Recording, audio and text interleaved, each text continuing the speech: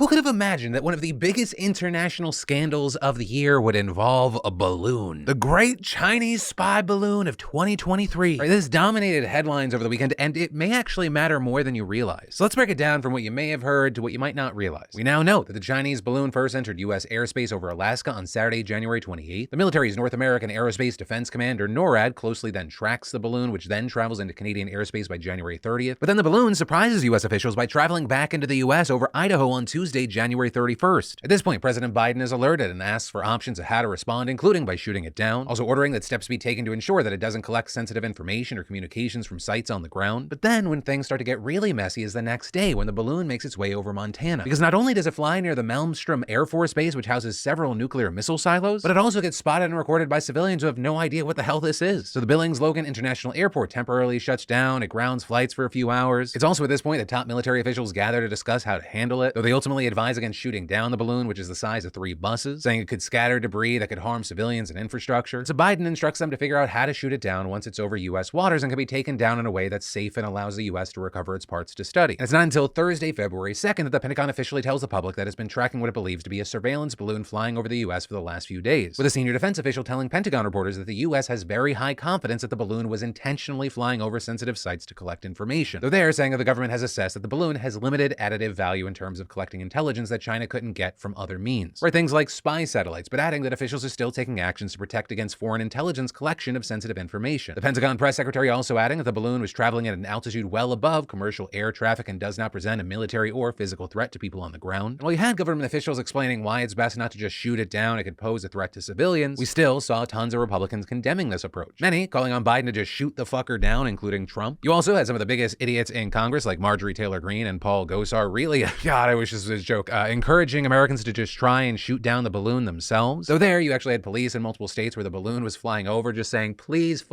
do not shoot at the balloon. It's not gonna hit it. It's tens of thousands of feet up there and what you're shooting is gonna come down. But that takes us to Friday, February 3rd, where we saw China publicly addressing the balloon for the first time, with the Chinese Foreign Ministry claiming that this was just a weather balloon that had strayed beyond its intended course into the U.S. due to the influence of westerly winds and its limited control capacity. And adding, China regrets that the airship strayed into the United States by mistake, which is very notable because I don't know the last time that China apologized for anything, but we saw U.S. officials rejecting that characterization, insisting that this aircraft was a spy balloon, with Secretary of State Antony Blinken calling it a clear violation of U.S. sovereignty and international law. And this is an absolutely key thing here. On Friday, Blinken announced last minute that he was going to be canceling his first official trip to China, with him actually set to leave that night, which I mean, that is a huge deal and a major snub to China, who then tried to downplay the decision, claiming the US and China had never announced the visit and accusing politicians in the media of having hyped the situation to smear China. But the reason this is such a key thing is like this whole meeting that they were going to have, the hope and intent of it was to calm things down so if something like this happened that it wouldn't like escalate things. But with all that said, going back to the balloon as far as what happened to it, on Saturday, the most American thing happened to it. We shot it up. After traveling over North and South Carolina and prompting some flights to be paused, the balloon finally left the coast and the military sent 2 F-22 fighter jets after it, with one of them successfully firing an air-to-air missile, downing the balloon, which at the time was flying between 60,000 and 65,000 feet. And with this, we saw many Americans cheering this move and applauding Biden's successful takedown. Though China, of course, was super fucking pissed, with the Chinese Foreign Ministry issuing a statement arguing that it was actually the US, not China, that was in the wrong for shooting down a spy balloon that was in its airspace, and saying that what America did here was clearly an excessive reaction, and even seeming to imply that they could retaliate militarily, saying that it retains the right to respond further. And then, at the same time, you had lots of Republicans complaining that Biden didn't shoot the balloon down earlier, despite, once again, the risk to civilians, calling it embarrassing, claiming it showed weakness. But regardless of opinions here, lawmakers on both sides of the aisle have said that they will investigate the situation, the Biden administration's response, and how to prevent this from happening again. Also, with this news, one of the big questions is, is this the first time this has happened? Has it happened in the past? And actually with that, you had a senior defense official saying the Chinese balloon suspected of surveillance activities had entered the U.S. airspace at least 3 times during the Trump administration and once during Biden's, but also saying this time was different because a balloon was in the U.S. for so damn long and traveled over so much of the country, including key military sites. So also, notably here, you had numerous Trump officials denying ever being briefed on that matter, and Trump himself claiming to Fox News this never happened, it would have never happened. Though of course, when it comes to Trump and what he says is true or not, you can't always count on that is the nicest way I can respond. But also there's been a conversation of,